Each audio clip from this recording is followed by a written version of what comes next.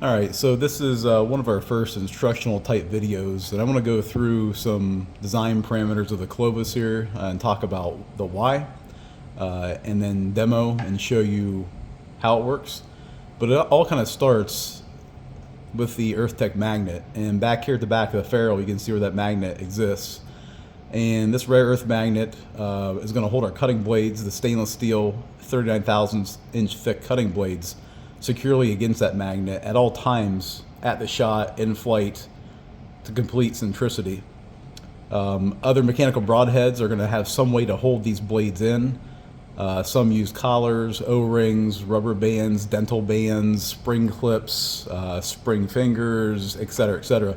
The problem is with all those different devices, you have always a chance, and it always happens, of the inertial situation where the arrow is accelerated forward and the blades kind of want to stay still for a moment and they want to flick open or try.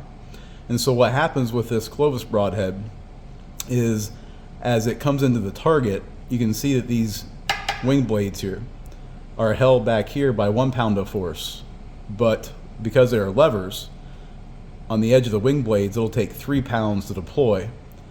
And so when you see them flick open, as I can do now for you, you can hear that, and hear that click. I get a little closer, you can hear that, as the cutting blade seats against the magnet. That's all you need to know, and it's locked in, and it will not open. I can shake this, and that Clovis broadhead will not open.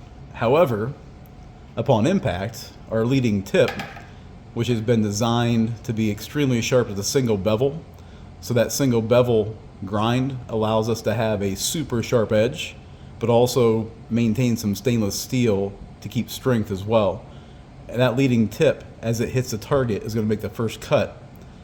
And as it enters the target, I'm going to go up here in this spot, as it enters a target, it's going to make the first cut through, and then the wing blades are going to deploy at 90 degrees on fresh hide once they hit. And I'm going to do that for you here so you can see that impact in that wing blade deployment. Here we go. I'm going to shove it in, and you can see how that deployment occurs. I'll do it one more time here, a different angle.